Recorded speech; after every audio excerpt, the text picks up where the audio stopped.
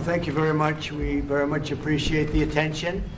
Today's a big day in that we had a G7 and President Macron, who's a very special man in my book.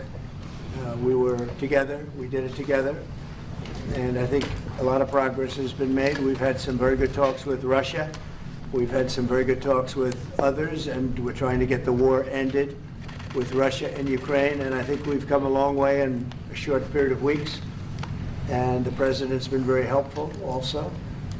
And we're also talking about trade, various trade deals that we will be doing with France, and we'll be discussing a little bit further. Then we'll have a press conference later on. You can ask some questions. We'll be having a press conference in a little while. We're going to have lunch with the entire French staff, and we look forward to it. And again, the relationship's been very special with France and very special with this gentleman on my right. And we look forward to keeping that going for a long period of time. Thank you very much. Thank you. Thank you, Mr. President. Thank you. Thank you. No, thank you. I want to thank Mr. President for his hospitality. We had a good discussion this morning for the G7 here. Yeah.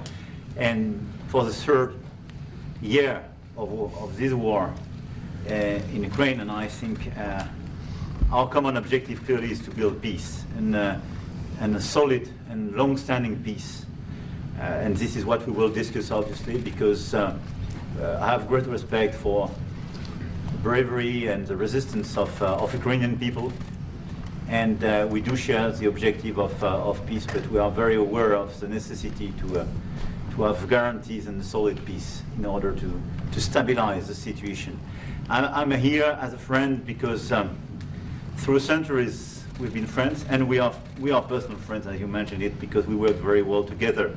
And I think the US and France always stands on the same side, the right side, I would say, of history. Mm-hmm. And this is exactly what's at stake today. And this is a very important moment for Europe as well. And I'm here as well after discussions with all my colleagues to say that Europe is willing to step up, to be a stronger partner, to do more in defense and security for the continent, and as well to be a reliable partner and to be engaged on trade, economy, investment in a lot of topics. So I'm very excited by the discussion we will have, and obviously we will follow up. And I want to thank you again, Mr. President, for your presence for Notre-Dame de Paris. It meant a lot for French people, and I want to thank you for that.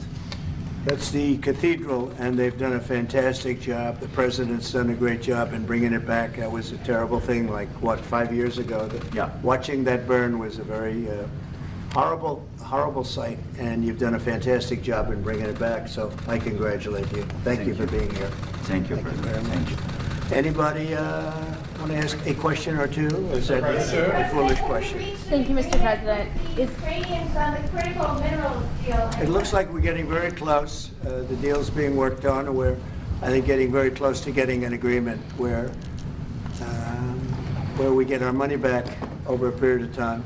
But it also gives us something where I think it's very beneficial to their economy, to them as a country. But, you know, we're in for $350 billion. How we got there, I don't know, but that's a lot of money, a lot of money invested, and we had nothing to show for it. And it was the Biden administration's fault. The Europeans are in for about $100 billion, and they do it as in the form of a loan. And the Europeans have been great on this issue. They understood it wasn't fair, and we were able to work something out. But with the Ukrainians, I think I can say that we're very close. Scott's around here someplace, and I think we can say that we're very, hi Scott, I think we're very close. Do you have something to say about that, Scott? We are very close. The Good. 1 yard line. All right, good. Mr. President. What? Would a minerals deal include a security guarantee for Ukraine? Well, it'll be, Europe is going to make sure that nothing happens. I don't think it's going to be much of a problem. I think once we settle, there's going to be no more war in Ukraine, and you're not going to have it's not going to be a very big problem. That's going to be the least of it. Mr. President, we're hearing from some Greek media reporting that the U.S. has agreed to shut down a military base in Greece that's been a logistical hub for NATO. That who shut down? That the U.S. has agreed to shut it down at the request of Turkey and Russia. Is that at all true? Marco, do you have anything to say about it? Chris? Sir, that's a no. That's a no, sir. Mr. President.